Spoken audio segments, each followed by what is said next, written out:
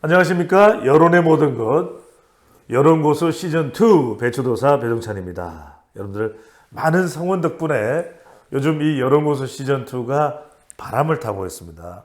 자, 승승장구할 그런 조짐을 보이고 있습니다. 여러분들 더 많이 도와주시고 더 열심히 좋은 명품 데이터 분석 방송을 만들어 갈 수 있도록 각고의 노력을 하겠습니다. 구독 꾹꾹꾹 눌러주시고요. 응원도 해주시면 여러분들 대단히 감사합니다. 사랑합니다. 자, 투표일이 가까워지고 있습니다. 총선까지는 선거에 관심이 많으실 수밖에 없습니다. 자, 지금 이번 대선에서 가장 특징적인 것 중에 하나, 이번 총선입니다. 대선은 아직 아니고요. 지난 대선에서는 윤석열 후보가 승리를 했고 윤석열 대통령이고 아직까지 대선은 남아있으니까 이번 총선입니다. 총선에 모든 관심이 집중되어 있는데 여러분들도 궁금하시죠? 자, 선거 결과에 대해서 우리가 두 가지로 나눠 볼 수 있습니다. 하나는 뭐냐 하면은 바로 지역구에서 누가 당선되느냐. 또 하나는 비례투표, 비례정당 투표에서 어느 정당이 표를 더 많이 얻느냐인데 지역구는 여러분들 선거구 제도를 보면은 소선거구 제도 한 명만 뽑아요. 그 다음에 중대선거구는 2명 이상을 뽑습니다. 2명을 뽑을 수도 있고 3명을 뽑을 수도 있고 4명을 뽑을 수도 있어요.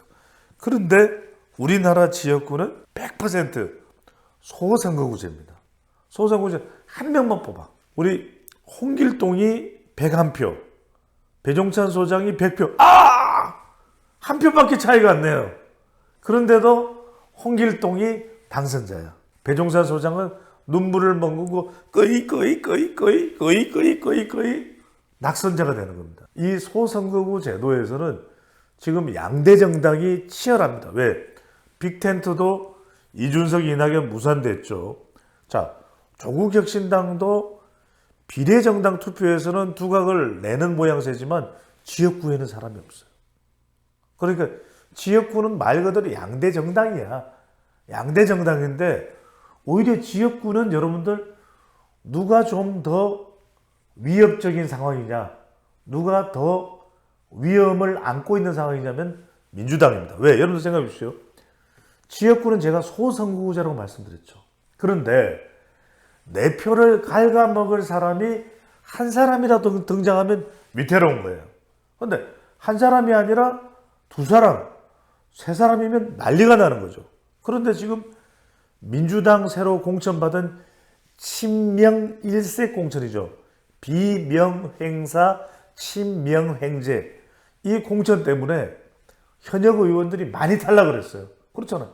그런데 이 사람들 중에서는 국민의힘에 가서 출마를 하기도 하고 또 민주당에서 탈당을 하고서 새로운 미래 또는 무소속으로 출마할 가능성이 높아요. 그러면 이들이 누구 표를 가져가는 거예요? 민주당 표를 가져가는 거죠. 대표적인 사례를 하나 여러분들 설명드리겠습니다. 엄중, 낙연, 이낙연 새로운 미래 대표에게 아니 이 사람 뭐야? 사쿠라야?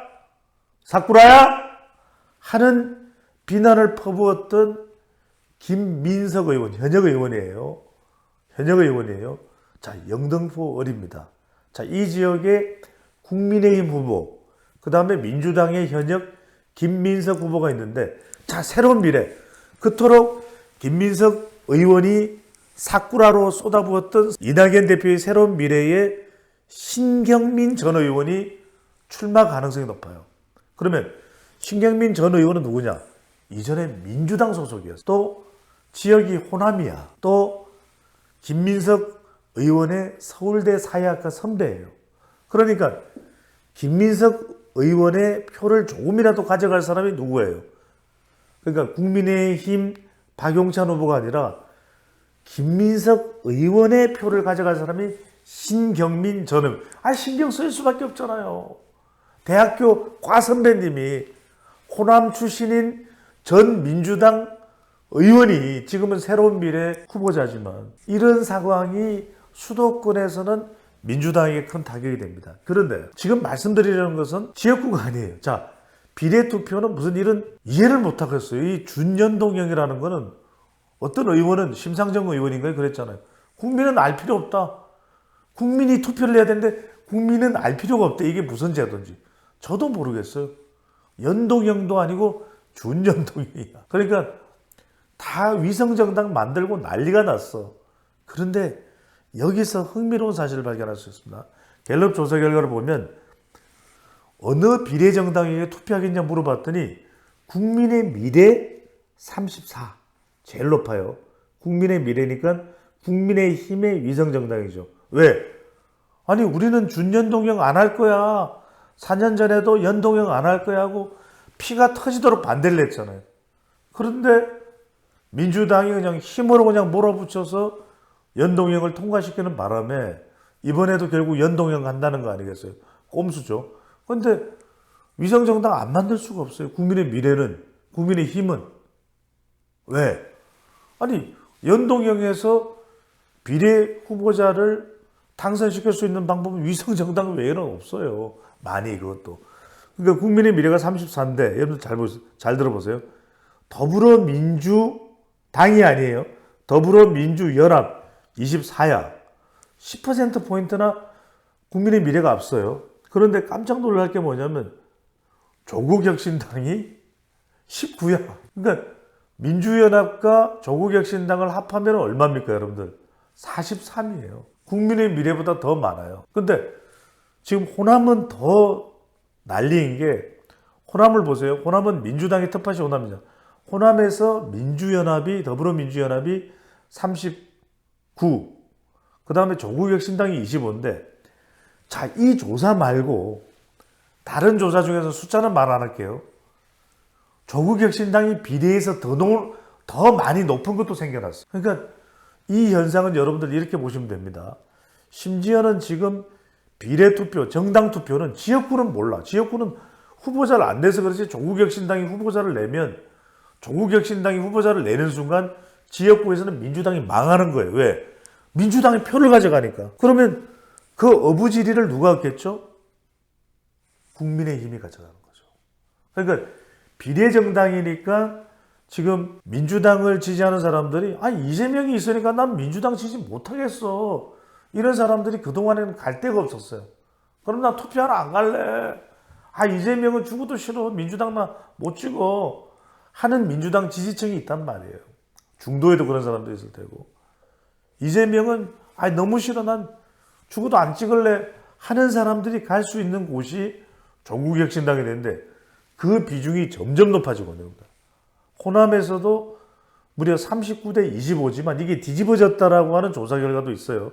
그 이야기는 지금 이재명을 심판하는 사람이 국민의힘도 있지만 조국혁신당도 이재명을 심판하는 거예요. 이재명은 싫어. 갈 데가 없어요. 그러니까 이 사람들이 이른바 이번 선거의 두드러진 특징 중에 하나가 이른바 이재명 심판이 되고 있다. 이재명 심판 성격이 누가 지금 이재명을 심판하느냐? 한동훈? No. 비례정당 투표만 보면 국민의힘 지지층? No. 누가 지금 심판을 하고 있느냐? 반 이재명 민주당 지지층이 심판을 하고 있어요. 호남을 보십시오. 호남에서 더불어민주연합이 39밖에 안 돼. 호남이 완전 텃밭이잖아요. 죽었다 깨어나도 민주당을 찍는다. 자다가 벌떡 일어나도 민주당을 찍는다가 호남인데 지금 조국혁신당이 무려 25%인데 이보다 더 많다는 조사 결과도 있다는 거 제가 말씀드렸죠. 그 이야기는 이번 총선을 통해서 총선 결과가 어떻게 될지는 모릅니다. 적어도 비례대표 정당 투표를 보면 처절하게 지금 이재명 심판이 일어나고 있다. 처절하게 이재명 심판이 일어나고 있는 것이 바로 조국혁신당의 내용이죠. 물론 이 조국혁신당에는 이재명 심판과 아울러서 호남을 보면 이재명 심판이에요. 그런데 서울에서도 보면은 22%가 조국혁신당인데 비례투표 정당으로 지금 더불어민주당이 29%가 별 차이가 안 나요. 서울에서. 그러니까 서울에서도 이재명은 싫어. 이 사람들도 있고 말 그대로 윤석열 대통령 심판 성격이 아주 강한 사람도 이 조국혁신당에 포함이 되어 있다. 이 부분이기 때문에 말 그대로 이재명 대표는 지금 이재명의 민주당은 심판을 당하고 있는 상황에서 이게 또 시간이 지나면 지날수록 국민의 미래에도 보수 정당에도 위협이 됩니다. 조국혁신당의 존재가.